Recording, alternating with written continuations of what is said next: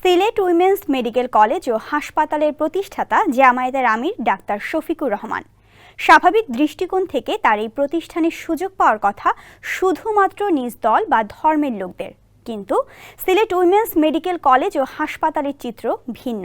তার এই প্রতিষ্ঠানে কাজ করছেন হিন্দু, বৌদ্ধ, খ্রিস্টান ধর্মাবলম্বীরাও।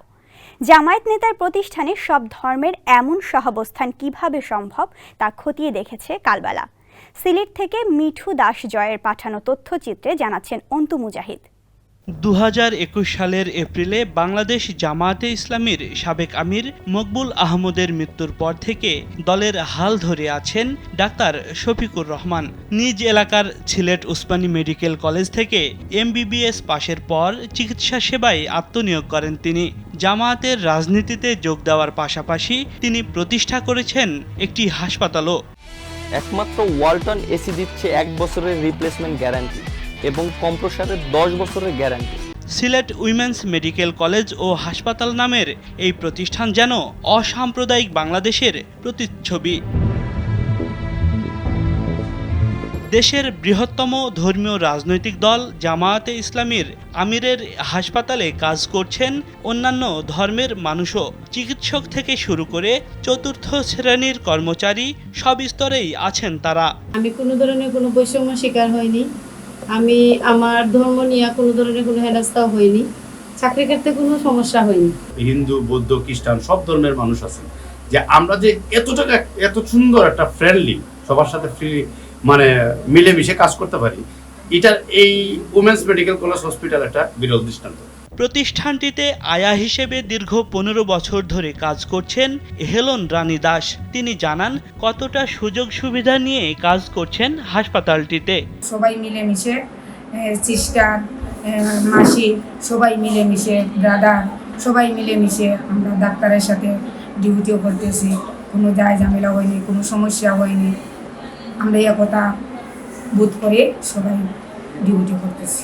তথ্য বলছে জামায়াত নেতার হাসপাতালে কর্মকর্তা কর্মচারী বর্তমানে 1450 জন, যার মধ্যে ভিন্ন ধর্মে রয়েছেন 2.5 শতাধিক মানুষ।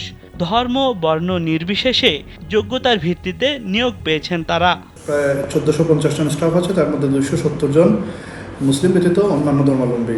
কখনো ধর্মের কারণে কাউকে হ্যারাস করা হয়েছে, কারো বিরুদ্ধে ডিসক্রিমিনেশন করা হয়েছে, কোনো ধরনের বৈষম্যমূলক আচরণ করা হয়েছে ধর্মের ভিত্তিতে, বা কারো ধর্ম অনুভূতিতে আঘাত করা হয়েছে, এ ধরনের অভিযোগ আমি দায়িত্ব থাকা অবস্থায় কখনোই পাইনি। জামায়াতের আমির ডাক্তার শফিকুর রহমানও জানালেন তার প্রতিষ্ঠানে অমুসলিম নিয়োগ পাওয়ার রহস্য। বলেন নিজের প্রতিষ্ঠানকে একটি ছোট বাংলাদেশ বানানোর চেষ্টা করেছেন তিনি। মেধা যোগ্যতার ভিত্তিতে আগামীর বাংলাদেশের দায়িত্ব পালন করবে দেশের তরুণ সমাজ। এইখানেও আমরা কোনো ধর্মের ব্যবধান বরদাস্ত করব না।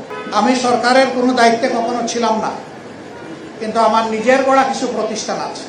আমার এই মেডিকেল কলেজে যেমন মুসলমান আছে, তেমন গুরুত্বপূর্ণ জায়গায় হিন্দু ভাই বোনেরা আছে, তেমন খ্রিস্টান ভাই বোনেরা আছে, 2-1টা জায়গায় বৌদ্ধ ভাই বোনেরাও আছে। আমরা এখানে কোনো বেষ্টন করি, আমরা দেখেছি কার যোগ্যতা আছে আমার এই জায়গাটাকে সার্ভিস দেওয়ার, আমি তাকেই লুফে নিই। এর মাধ্যমে আমি আমার মেডিকেল কলেজটাকে একটা ছোট বাংলাদেশ বানানোর চেষ্টা করছি।